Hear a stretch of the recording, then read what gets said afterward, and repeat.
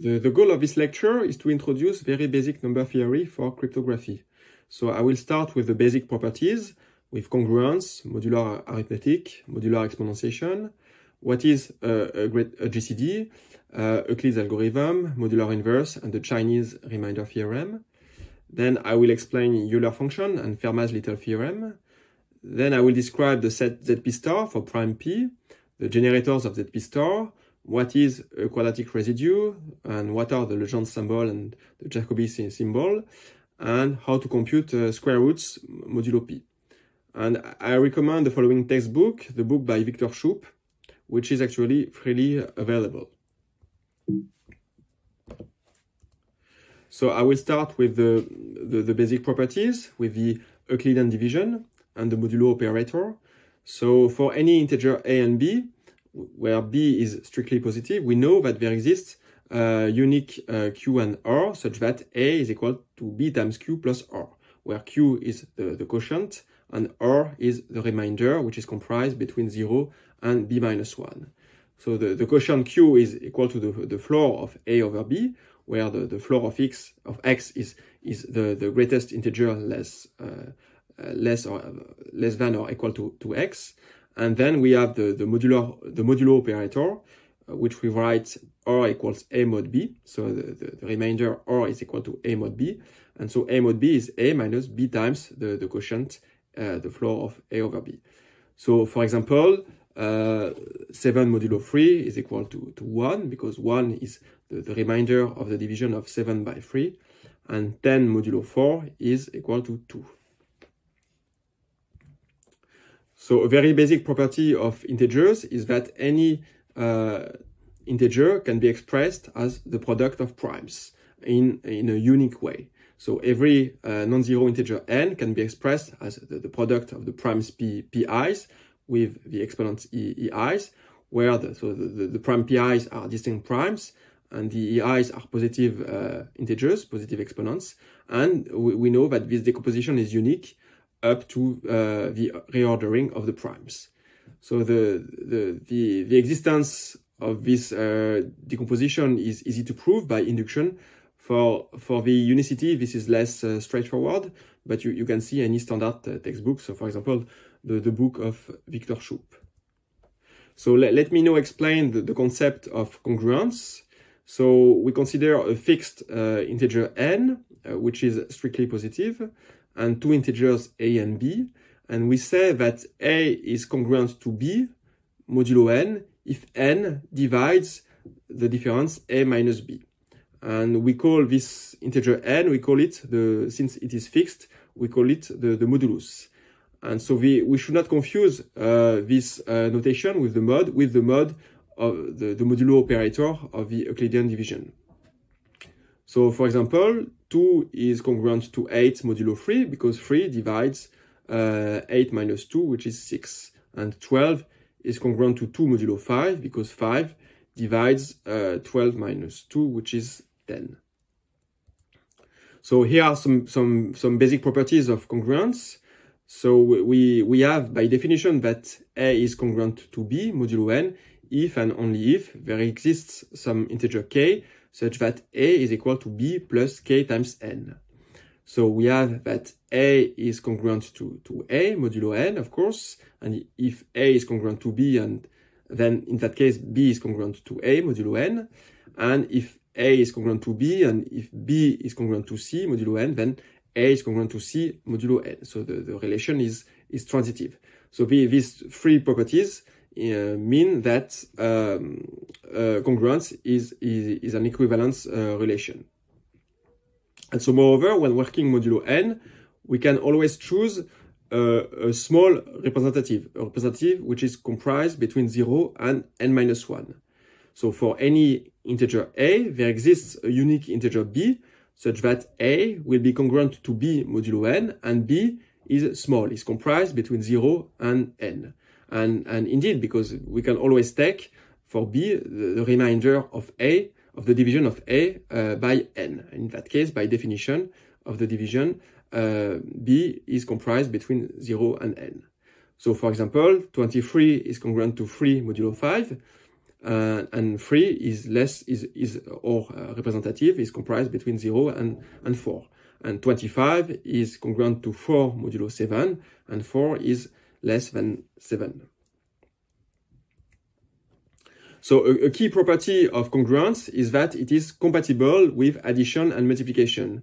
So if A is congruent to A prime modulo n and B is congruent to B prime modulo n, then A plus B is congruent to A prime plus B prime modulo n, and A times B is congruent to A prime and B prime modulo n. So this means that when we have a congruence relation, we can always multiply or add a constant a term and the relation on both sides, and the relation remains the congruence relation remains true. So and this means that essentially we can work with congruence relations as with ordinary equalities.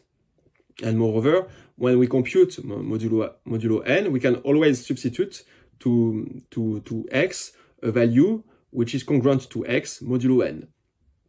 So it's always better to use a small representative. So an integer which is comprised between 0 and n minus 1, as we have seen in the previous slide. So for example, assume that we must compute a between 0 and 7, such that a is congruent to 83 times 72, modulo 7. So the first and the naive approach will be to first compute the multiplication. So 83 by 72 is 5,976. And then to reduce this modulo 7. But this is a lot of computation. And eventually we obtain 5. So a better approach is to first reduce 83 modulo 7. So this is 6 modulo 7. To reduce 72 modulo 7. So this is 2. And then to compute the product, which is 6 times 2, which is 12, and which is indeed 5 modulo 7. So here, this is, in the second approach, this is easier.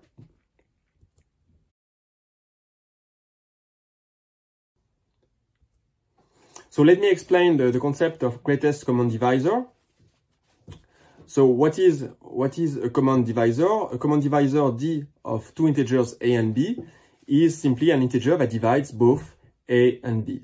And we say that D is the greatest common divisor of a and b if D is strictly positive, and moreover, all other common divisors of a and b divide D. And one can show that there exists a unique greatest common divisor.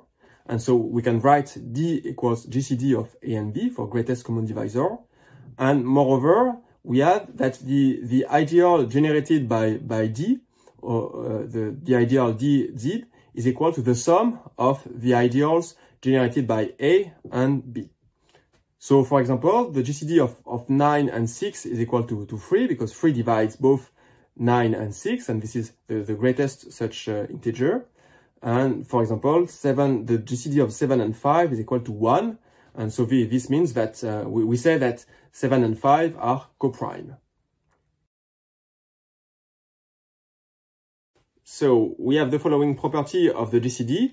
The GCD of A and B is equal to the GCD of A of B and the remainder of A modulo B. So the GCD does not change when we replace A by the remainder of A by the division by B. So this is easy to see. So if we take R, this remainder, so R is equal to A minus Q times B for the quotient Q, we see that if we have a common divisor of A and B, so D divides A and D divides B, then since R is equal to A minus Q times B, D must divide R, and therefore D is also a common divisor of B and R, and therefore D divides the GCD of B and R, because the GCD is the greatest such common divisor. And therefore, in particular, if we take D as the GCD of A and B, then we obtain that the GCD of A and B divides the GCD of B and R. And conversely, it's easy to see that the GCD of B and R must divide the GCD of A and B. And since both GCDs are positive by definition, this implies that the GCD of A and B is equal to the GCD of B and R. So for example, the GCD of 47 and 18 is equal to the GCD of of 18 with the remainder of 47 by 18, which is 11. And the GCD of 18 and 11 is equal to the GCD of 11 and 7, because 7 is the remainder, which is equal to the GCD of 7 and 4, because 4 is the remainder of the division of 11 by 7, which is equal to the GCD of 4 and 3, and which is equal to the GCD of 3 and 1. And this time, since we are dividing by 1, the remainder is 0. So we get the GCD of 1 and 0, and so we get 1 as the GCD.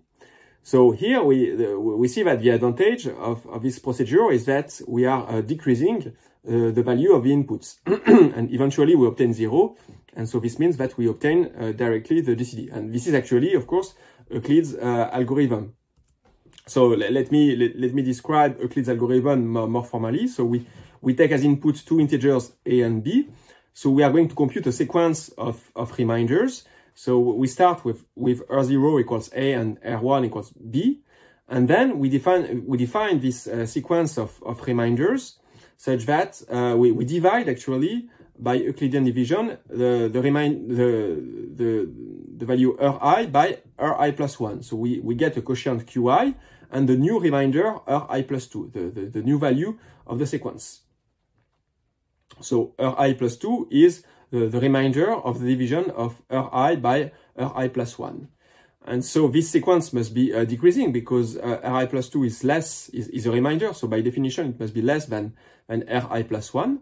And so eventually we must obtain 0 as a remainder since the sequence is strictly decreasing. So for some integer k, we obtain Rk is equal to 0. And then we are going to see that the GCD of a and b is actually equal to Rk minus 1. That is the last non-zero remainder in the sequence. So this is easy to prove because as we have seen previously, the GCD remains the same when we take reminders. So the GCD of a and b is equal to the GCD of Ri and Ri plus 1 for all values of I until k. So in particular, this GCD is equal to the GCD of Rk plus 1, Rk minus 1 and Rk. And Rk is equal to 0, so this is the GCD of Rk minus 1 and 0, which is Rk minus 1. So Euclid's algorithm computes the GCD of a and b by outputting the last non-zero remainder. So here is an example of some GCD computation, which is the same as previously. So we assume that we want to compute the GCD of 47 and 18. So we initialize R0 with 47 and R1 with 18. And then we compute the sequence of reminders. So R0 is 47, R1 is 18, R2 is 11, the remainder of the division of 47 by 18.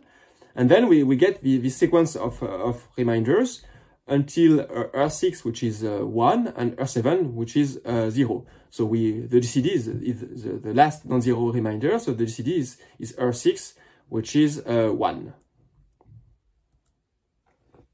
So as we have seen, let me go back to the concept of congruence. We have seen that with congruence, we can perform the same operations as over the integers. So so we consider an integer n, which we call the modulus. We have the concept of modular reduction, in which we compute the remainder of the division of a by n. And then this remainder is comprised between 0 and n minus 1. So for example, 11 modulo 8 is 3 and 15 modulo 5 is 0. And so we have seen the concept of congruence, in which two integers are congruent modulo n if n divides the difference a minus b. And so therefore a is congruent to b modulo n if and only if a and b have the same remainder modulo n. So for example, 11 is congruent to 19 modulo 8, and they have the same remainder modulo 8, which is 3. And so in particular, as we have seen, we can always take a representative which is smaller than n, and simply by taking this remainder. So we compute the remainder of a modulo n, and then r is congruent to a modulo n, and r is smaller than n.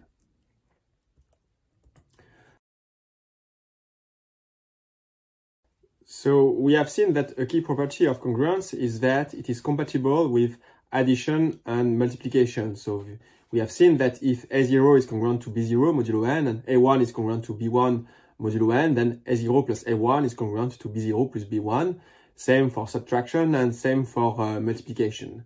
So this means that we can proceed with congruence relations as with ordinary equalities. So we can multiply and add the same value on both sides of the congruence, and the congruence remains valid. So we can now actually define the set of integers modulo n. So this is actually the set of equivalence classes, but we can take the representative between 0 and -1 and define Zn as the set of integers between 0 and n-1. And then to perform an addition or subtraction or multiplication in this set, we first do it over the integers, and then we reduce the result modulo n.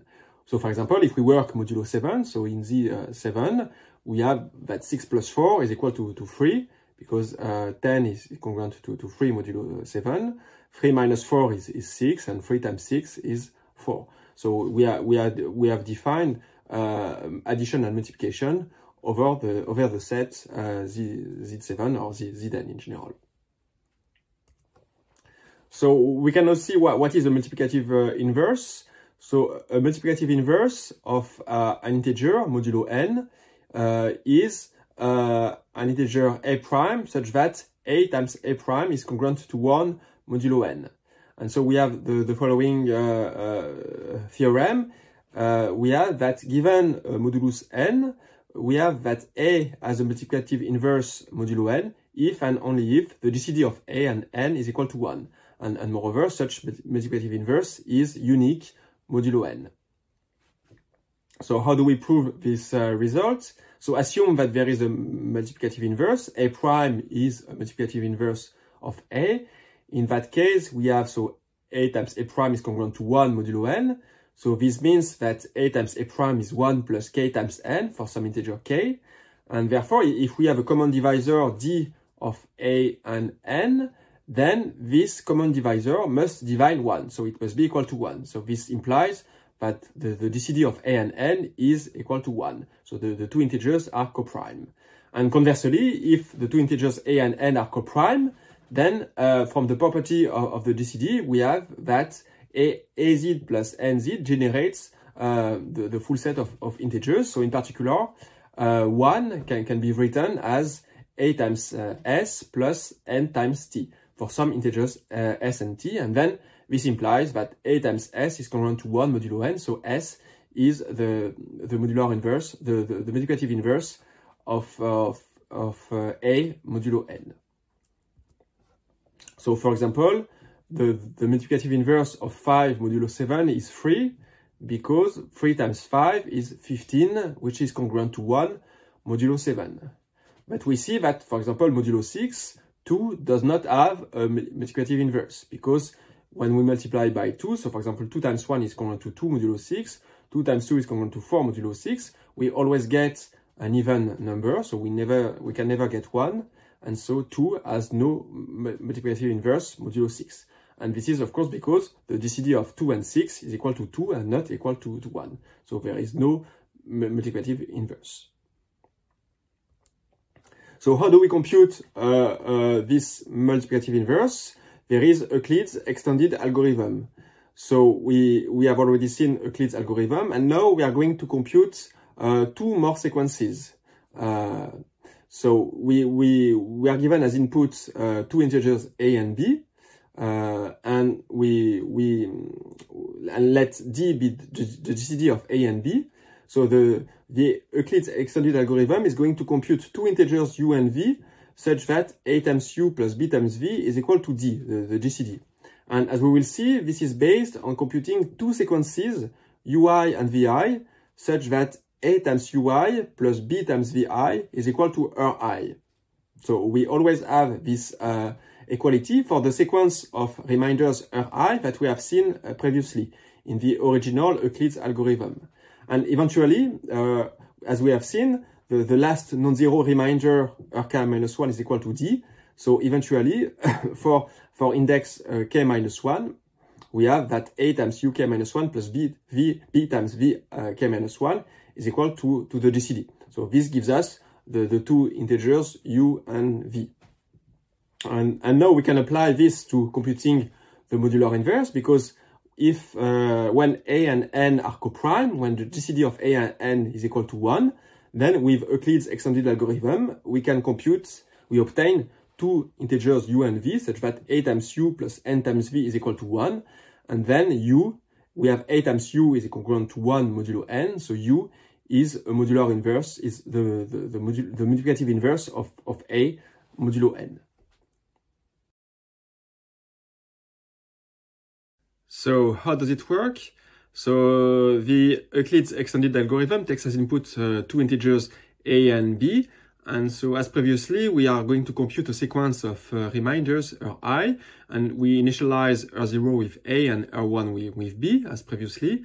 And so we have this sequence of reminders in which we divide Ri by Ri plus 1 to get the new reminder Ri plus 2. And this time we also register the quotient Qi. But now we have two additional sequences Ui and Vi. So we initialize U0 to 1 and V0 to 0 and U1 to 0 and V1 to 1. And then we will see why we take those values. And then we have the recursive relations UI, which is UI minus 2 minus QI minus 2 times UI minus 1. And the same for VI. So VI is equal to VI minus 2 minus QI minus 2 times VI minus 1. And then, as we have seen previously in Euclid's algorithm, the sequence of reminders Ri is decreasing. So there exists some index k such that Rk is equal to 0. And we have seen that the GCD of A and B is the last non-zero reminder, so Rk minus 1. And as we will see, Rk minus 1 is equal to Uk minus 1 times A plus Vk minus 1 times B. So these two integers, uk minus 1 and vk minus 1, are the one that we are looking for. So why is it the case? So we are going to prove that we always have the relation Ri equals ui times A plus vi times B. So we are going to prove this relation by induction. So initially this is true because we have R0, which is A, and which is indeed a linear combination of A and B, because this is 1 times A plus 0 times B. So that's why we took U0 as 1 and V0 as 0. And we have R1, which is B, which is 0 times A plus 1 times B. So that's why we took U1 equals 0 and V1 equals 1. And now we have the recursive step. So we are going to have a proof by induction. So we assume that the previous relation is true for index I minus 2 and for index I minus 1. So for both indices. And then we consider the next value. So ui times f plus vi times b. So we replace ui by its definition. So it's ui minus 2 minus qi minus 2 times ui minus 1. And then and the same for vi. And then we use the hypothesis. So we can replace ui minus 2 times a plus vi minus 2 times b by its value, which is ri minus 2 by hypothesis. And the same for ui minus 1 times a plus vi minus 1 times b, which is ri minus 1. And so we obtain ri minus 2 minus qi minus 2 times ri minus 1. And from this is actually how the next remainder is computed. So we have this is actually equal to ri.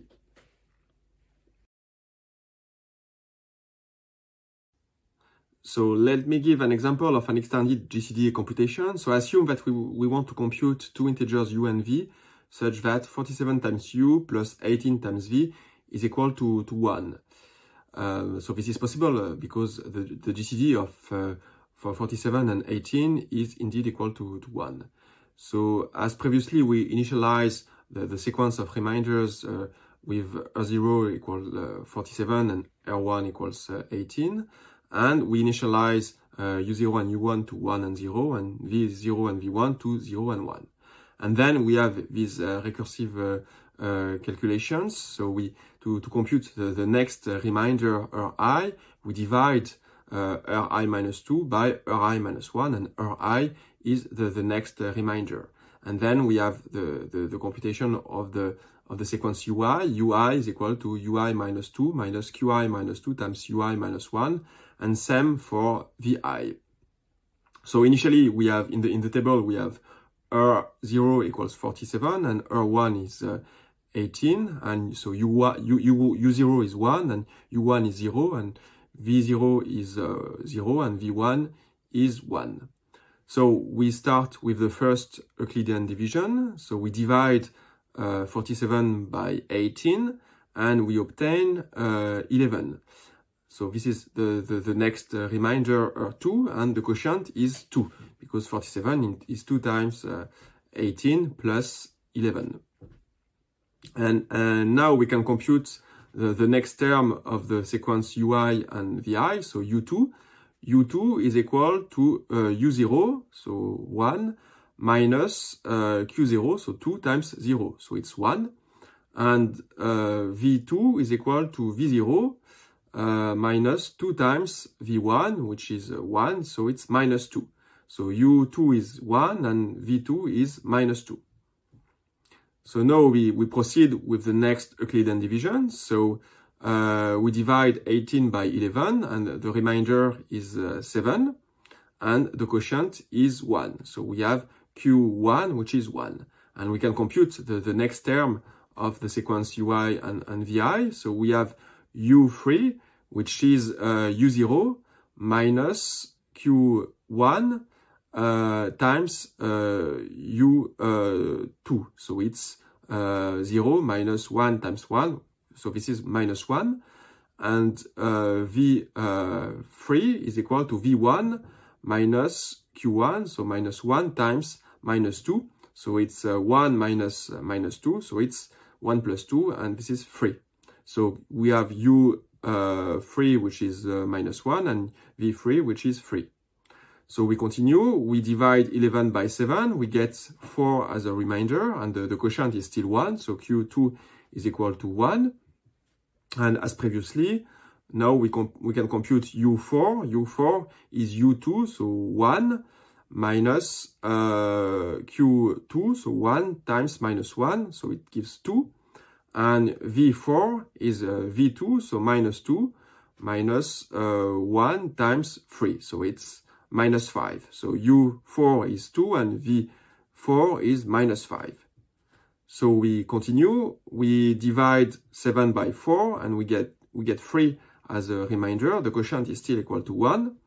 And so now U5 is U3, so minus 1 times U1 times minus 1 minus 1 times 2, which is U4.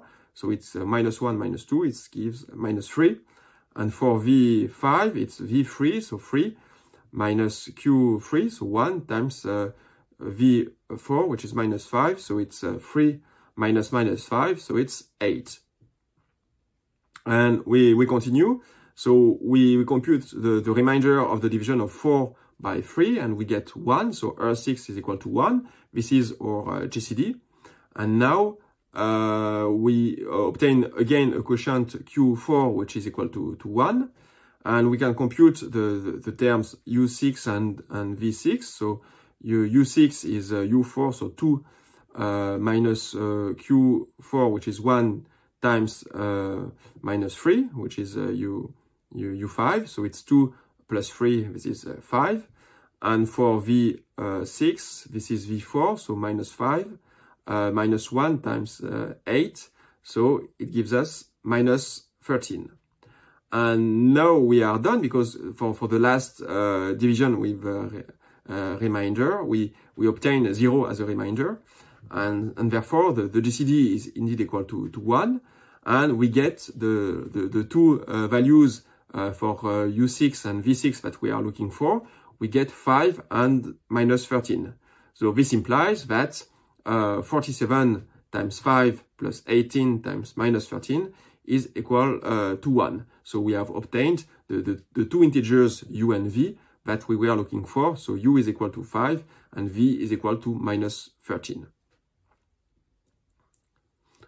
So as an application of modular inverse and Euclid's extended algorithm, we can easily solve linear congruence.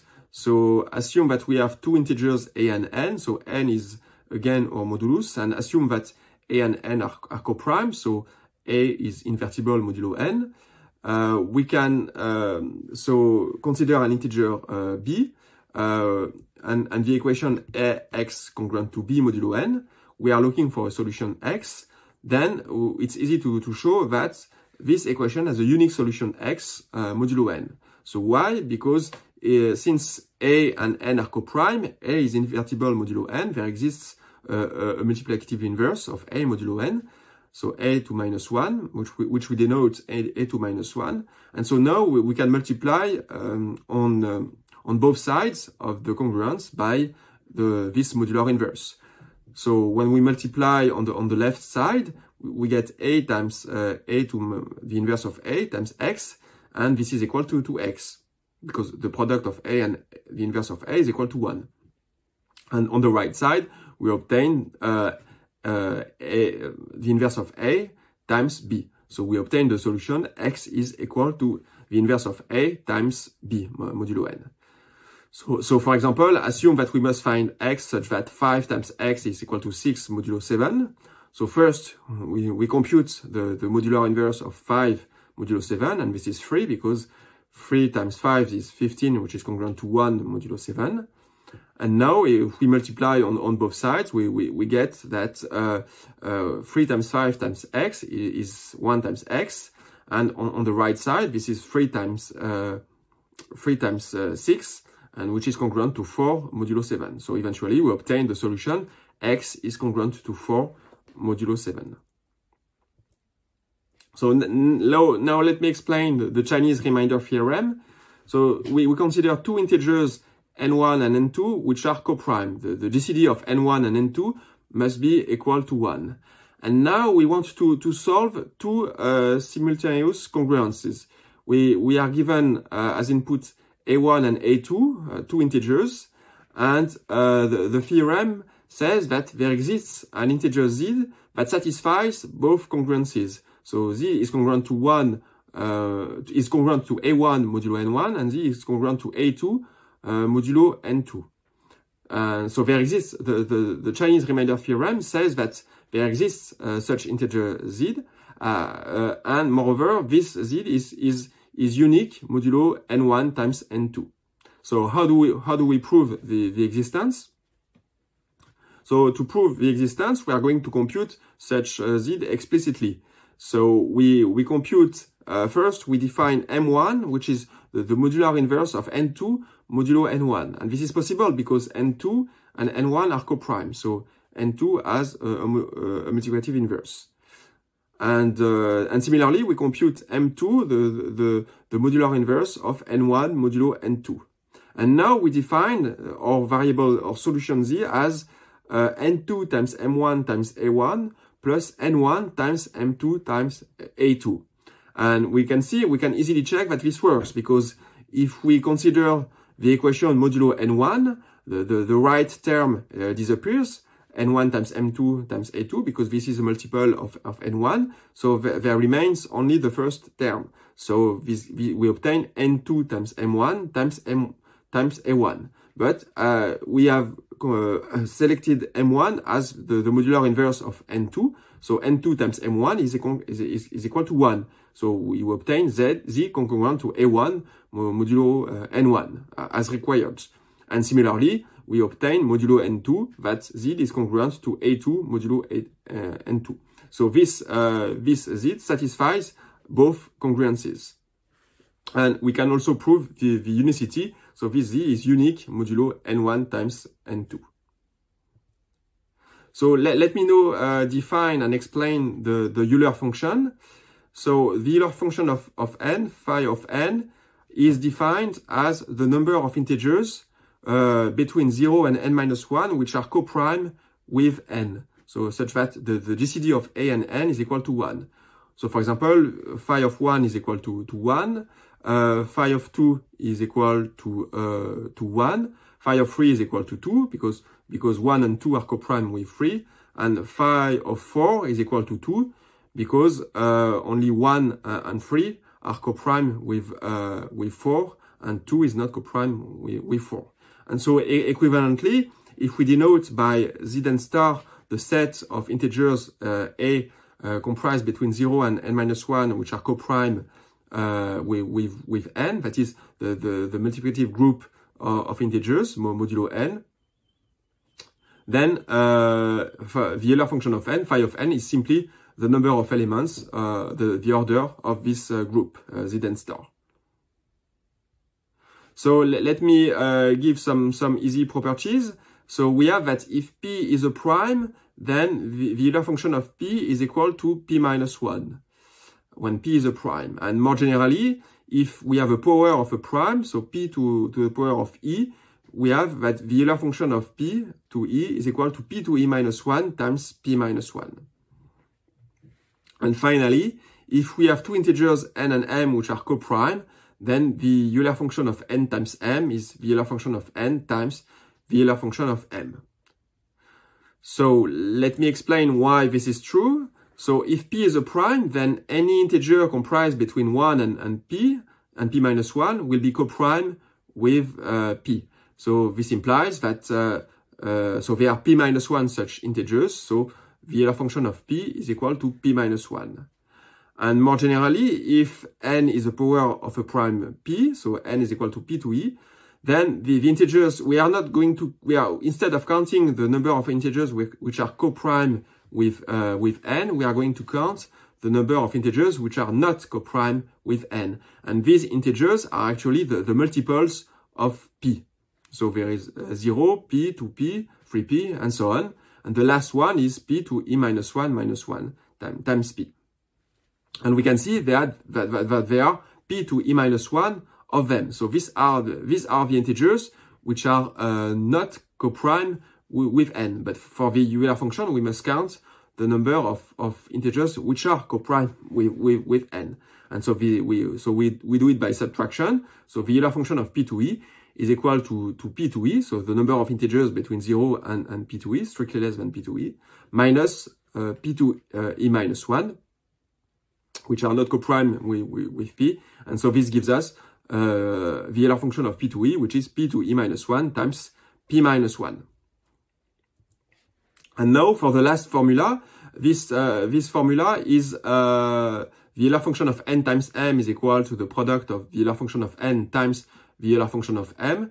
This formula is proven thanks to the Chinese remainder theorem, because if we consider the function f from the integers modulo n times m to the integers modulo n, to the pair of integers modulo n and modulo m, where we compute the remainder, the modulo n, and the remainder modulo m, we have that from the Chinese remainder theorem, this map is a bijection, because given any value in the image, we can find, we have seen with the Chinese remainder theorem that there exists a unique solution. So this map is a bijection.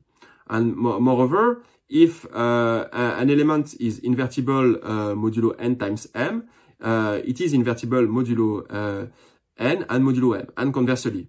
So this means that the set of since this map is a bijection, the size of the set of invertible elements modulo n times m is the product of the size of the set of invertible elements modulo n and modulo m. So this implies that the Euler function of n times m is the product of the Euler function of n times the Euler function of m. And now this enables to compute the Euler function of n for any value of n, assuming that we know the factorization of n into primes. So if n is the product of p1 to e1 times pr to er, so we have we know the factorization of n, then we can simply apply the previous properties, and the Euler function of n is the product of the Euler function of the pi's to ei's. And by definition, these Euler functions are equal to pi to ei minus 1 times pi minus 1. And now we can actually factor n, and we obtain n, equivalently, we obtain n times the product of 1 minus 1 over pi. And so, for example, the Euler function of 45 is 9 times 5, so it's 3 squared times 5. So this is the Euler function of 3 squared times the Euler function of 5. So the Euler function of 3 squared is 3 times 2, the Euler function of 3, times the Euler function of 5, and 5 is a prime, so it's 4. So we obtain 3 times 2 times 4, and this is 24. So let me state Euler's theorem. So the theorem is, given any integer n strictly greater than 1, and any integer a that is coprime with n, we have that a to the power of phi of n is congruent to 1 modulo n. And so to prove this theorem, we consider the map that multiplies an element by a constant a. So it takes as input b, and it outputs a times b modulo n. And so we have, since a is coprime, since by assumption a is coprime with n, a has a multiplicative inverse, and so we have that f is actually is a permutation. And so this means that now if we compute the product of all elements in Zn star, the product of all b's in Zn star, this is equal, since f is a permutation, this is equal to the product of all f of b's. So because we have simply changed the ordering of the multiplication, but the result remains the same. But here in this product, a is a constant, so we can put it outside of the product. And so since there are phi of n elements in this product, this is equal to a to phi of n times the product of all b's in Zn star. So we can divide because all these elements, all these b's are invertible. So we can simplify, and we obtain that a to the power of phi of n is congruent to 1 modulo n. So this is Euler's theorem. And as an implication, we have Fermat's little theorem, which we will use to define and to define the RSA decryption function to prove that RSA works. So the theorem is the following: if we consider any prime p and any integer a which is non-zero modulo p, we have that a to p minus 1 is congruent to 1 modulo p. And this is a straightforward consequence of Euler's theorem because we have that phi of p is equal to p minus 1. And moreover, we have an equality that works even when a is equal to 0 modulo p simply by multiplying by a. So that a to the power of p is congruent to a modulo p even when a is also equal to 0. So let me now explain what is the multiplicative order of an element. We define the multiplicative order of an integer a modulo n as the smallest integer k, such that a to the power of k is congruent to 1 modulo n. So and we have that by Lagrange theorem, we must have that k divides the Euler function of n, because this A generates a subgroup, and the order of this subgroup, which is k, must divide the order of the multiplicative group, which is phi of n. So k divides phi of n. And we say that this A is a primitive root modulo n if this generates the full group, the full multiplicative group modulo n. So if k is equal to phi of n. So for example, if we work modulo 5, we have that 1 to the power of 1, 2, 3, 4 always gives us 1, of course. And if we consider, for example, a equals 2, we obtain 2 to 1 is 2, 2 to 2 is 4, 2 to 3 is 3, and 2 to 4 is 1.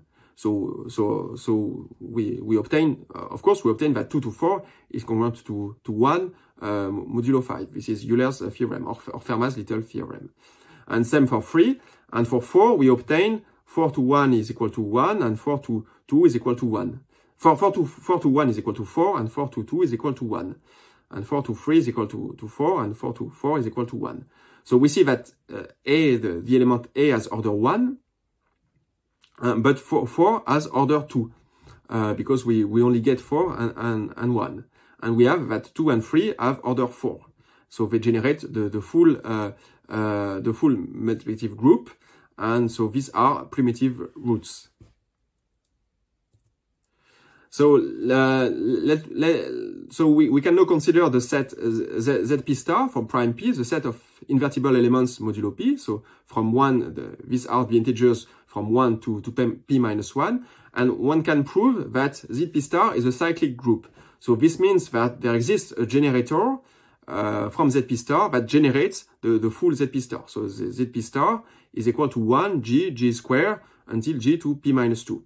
So, and such a G is called a generator of ZP star, or a primitive root equivalently. So for example, if we work modulo 5 in Z5 star, we consider 2, the element 2. We see that 2 is the generator because 2 to 0 is 1, 2 to 1 is 2, and 2 to 2 is 4, so it is 4, and 2 to 3 is 3. So we generate the 4 elements of the multiplicative group modulo 5. So 2 is a generator. But actually, not all elements are generators. For example, as we had seen previously, 4 only generates 2 elements as a subgroup, and not the full Z5 star. So 4 is not a generator of Z5 star. So let me now explain what is a quadratic residue. A quadratic residue modulo n is the square of an integer modulo n. So a quadratic residue modulo, the set of quadratic residue modulo n is the set of integers y which are coprime with n, and moreover y is the square of some x modulo n. And conversely, the set of non-quadratic residue modulo n is a set of integers which are still coprime with n, but which are not the square of any element x modulo n. So for example, modulo 13, the set of quadratic residues modulo 13 is 1, 3, 4, 9, 10, 12, because if we take the squares of all elements modulo 13, we get exactly this set. And we have the following theorem for a prime P, the set of quadratic residues modulo P, the size of the set of quadratic residues modulo P is the same as the size of the non-quadratic residues, and this is half the size of the multiplicative group. It is P minus 1 over 2. So half of the elements are squares and are quadratic residues, and half of the elements are non-quadratic residues. So let me now define the Legendre symbol to compute, to test whether an element is a quadratic residue or not. So for a prime number P, we define the Legendre symbol as equal to 1 if A is a quadratic residue modulo P, as to minus 1 if A is not a quadratic residue modulo P, and as 0 if P divides A. So if A is congruent to 0 modulo P. And one can show that when P is a prime, this Legendre symbol of A with respect to P is equal to A to the power of P minus 1 over 2. So this value is always equal to 1 or minus 1 if A is non-zero modulo P. And so this means that we can efficiently compute the Legendre symbol simply by performing an exponentiation modulo P, a modular exponentiation modulo P. And now we have the following result. So we have seen that ZP star is a cyclic group, so there exists a generator G. So this means that for any x in modulo P, in ZP star, we can write x as G to R for some integer R. And so R is we say that R is the discrete logarithm of x with respect to G. And now we have that if x is a square, if x is a quadratic residue, it's easy to see that R must be even, and conversely. So this means that when we compute the Legendre symbol, this reveals the parity of the discrete logarithm R. And now we can generalize the Legendre symbol to the Jacobi symbol. So more generally, when n is not necessarily a prime, but the product of primes, we define the Jacobi symbol as the product of the corresponding Legendre symbol. So the Jacobi symbol of A with respect to n is the product of the Legendre symbols A to P1 until A to Pk. And now we have the following straightforward properties that follow from the definition. The Jacobi symbol of A times B with respect to n is the product of the Jacobi symbols of A and B with respect to n. And the Jacobi symbol of A with respect to M times n is the product of the Jacobi symbol of A and A with respect to M and A with respect to n. This follows directly from the definition. And moreover, when we reduce A modulo n, we obtain the same value for the Jacobi symbol. So these are straightforward properties. And now we have other properties. The Jacobi symbol of A of -1 with respect to n is -1 times -1 to the power of n minus 1 over 2. And the Jacobi symbol of 2 with respect to n is equal to -1 to the power of n squared minus 1 over 8. And now we have also the law of quadratic reciprocity, which is the product of the Jacobi symbol of m with respect to n and the Jacobi symbol of n with respect to m is -1 to the power of m minus 1 times n minus 1 over 4. And now this implies that we can efficiently, thanks to these properties, and in particular thanks to the law of quadratic reciprocity, we have an efficient algorithm to compute the Jacobi symbol. So the algorithm is as follows. When the input A is odd, we can apply the law of quadratic reciprocity.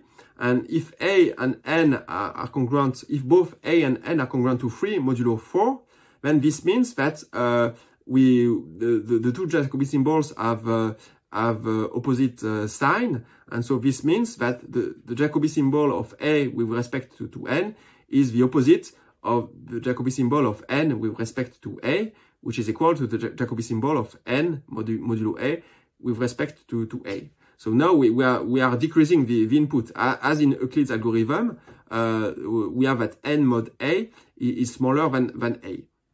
And otherwise, so if A and n, if A is not congruent to 3 or n is not congruent to 3, then the value of the Jacobi symbol is the same.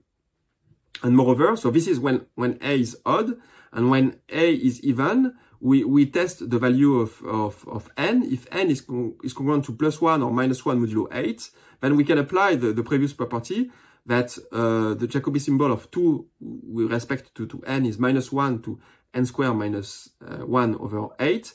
And so in that case, this value, when n is congruent to +1 or -1 modulo 8, this value is equal to 1. So we can divide A by 2 because A is even and the Jacobi symbol remains the same. Otherwise, we have to invert the sign of the Jacobi symbol. So we compute the Jacobi symbol recursively using this procedure. So for example, and this procedure is quite efficient. So for example, assume that we want to compute the Jacobi symbol of 47 with respect to 37 with respect to 47. So we can apply the law of quadratic reciprocity. So this is equal to the Jacobi symbol of 47 modulo 37. So it's 10 with and the Jacobi symbol with respect to 37.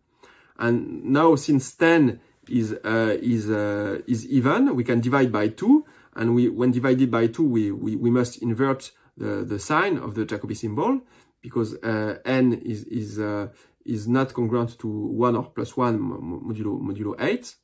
And so now we have the Jacobi symbol of 5 with respect to 37. We apply again the law of quadratic reciprocity. So we compute the remainder of 37 modulo 5, which is 2. So we obtain the Jacobi symbol of 2 with respect to 5 with the same sign. And now we can again divide by 2 and invert this time we invert the sign.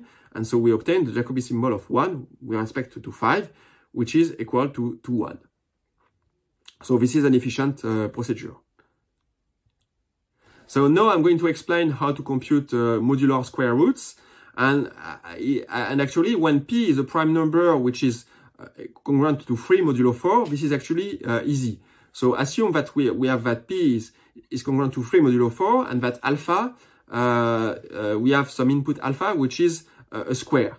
And then we can easily compute the square root of alpha by computing beta equals alpha to the power of P plus 1 over 4, modulo P. So this P plus 1 over 4 is an integer, of course, because P is congruent to 3 modulo 4. So when P is congruent to 3 modulo 4, this is easy, but we can also do this when P is congruent to 1 modulo 4, but this is less straightforward. And moreover, if beta is the square root of alpha, then of course minus beta is also a square root of alpha modulo P. So there are two square roots modulo P for a prime P. So this equality is easy to prove. So since alpha is a quadratic residue modulo P, there exists a beta tilde such that beta tilde square is equal to alpha, because alpha is a square. And now if we compute beta square, the beta that we have computed, beta square is alpha to the power of P plus 1 over 2. And now we can use our beta tilde. So this is beta tilde to the power of P plus 1. And this is beta tilde to the power of P minus 1 times beta tilde square. But thanks to Fermat, we have that beta tilde to the power of P minus 1 is congruent to 1. So there remains only beta tilde square, which is alpha. So we have checked that indeed beta square is equal to alpha modulo P. So this means that beta is indeed the square root of alpha modulo P. So we have an efficient procedure. So thanks to this computation of square roots, we can easily solve quadratic equations modulo P. So consider this quadratic equation: a times s squared plus bx plus c is congruent to 0 modulo P.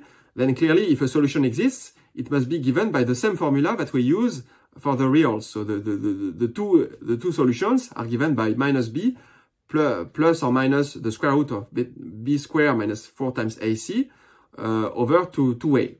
And now this equation has a solution in ZP if and only if the delta, the discriminant delta, which is b squared minus 4 times ac, is a quadratic residue modulo P. And so what we do, if in this case, we can compute the square root of delta modulo P, and this is easy in particular if P is congruent to 3 modulo 4, and then we can recover the two roots x1 and x2. And now we can also, thanks to the Chinese remainder theorem, we can also compute square roots modulo n, the product of P times Q, assuming that we know the prime factorization of n. So for this, we must know the prime, to compute square roots modulo n, we must know the prime factorization of n. So we are given n as input and the two known primes P and Q, and we are given a quadratic residue modulo n, and we want to find beta such that beta square is congruent to alpha modulo n.